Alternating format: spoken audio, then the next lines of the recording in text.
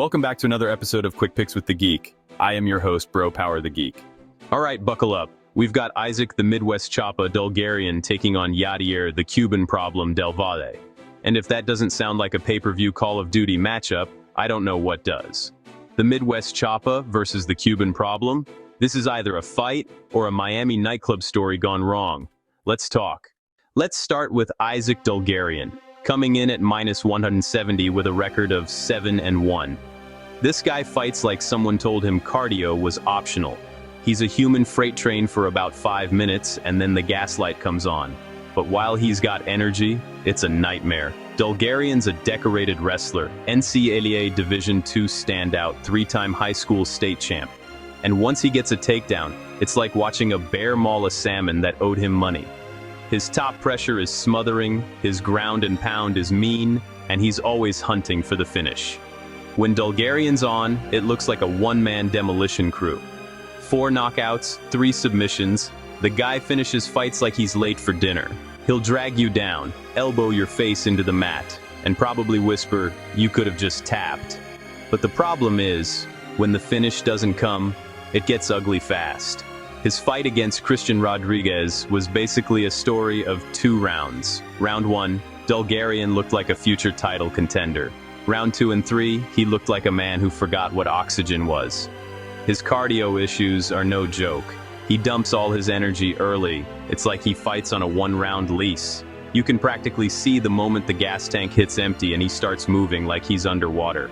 His striking's also kind of in development, as in, it exists, but only to distract you until he can shoot a double leg. Then we've got Yadier, the Cuban Problem Del Valle, coming in as a plus 150 underdog with a 9-0 record. Undefeated, confident, and definitely living up to that nickname. The Cuban Problem, by the way, is an all-time great nickname. Sounds like the kind of guy who'll choke you out, then dance salsa at your funeral. Del Valle's a tricky one. He's well-rounded, can strike, can grapple, and his submissions are slick. In his UFC debut, he took Connor Matthews back in about 30 seconds and ended it like it was a job interview he didn't want to attend. He's dangerous on top, opportunistic in scrambles, and throws clean, snappy combinations on the feet. That left hand in particular? Mean. He's also got that sneaky BJJ black belt vibe, calm, patient, and looking for a mistake. The problem? His cardio isn't great either.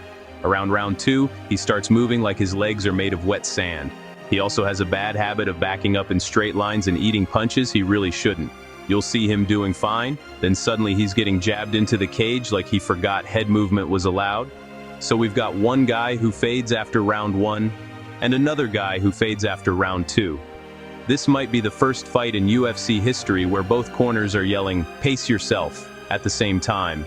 So who wins? It's a weird matchup because both guys have similar strengths and similar flaws. If Dulgarian gets those early takedowns, he's in his element, top control, heavy pressure, maybe finds a finish.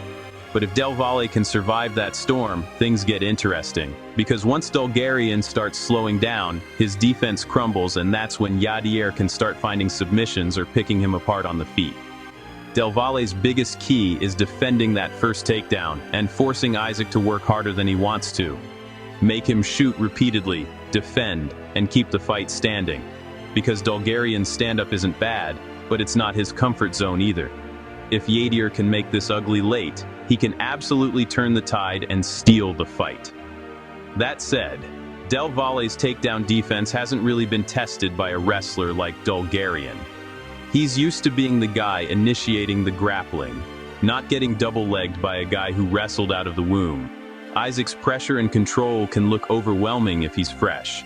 The question is whether fresh lasts more than 5 minutes this time. This fight's basically a cardio experiment. If you're the type to bet live, maybe wait until the second round. By then, we'll know who still has functioning lungs. Official pick. I'm going with Isaac, the Midwest Choppa Dulgarian, but super low confidence. Like texting your ex at 2 a.m. levels of confidence. I think he gets the early takedowns, controls the fight, maybe even flirts with a finish before the cardio issues kick in. If this thing goes the distance, it's gonna get dicey, but I'll say Dulgarian grinds out a decision, maybe 29-28. before both guys are leaning on each other by the end. If you enjoyed this, go ahead and smash that like button. If you haven't subscribed yet, what are you waiting for? Hit that subscribe button and turn on notifications so you don't miss a beat when the next video drops. And don't be shy. Leave a comment below and let me know who you got winning this fight. Let's see who really has the crystal ball around here. Until next time.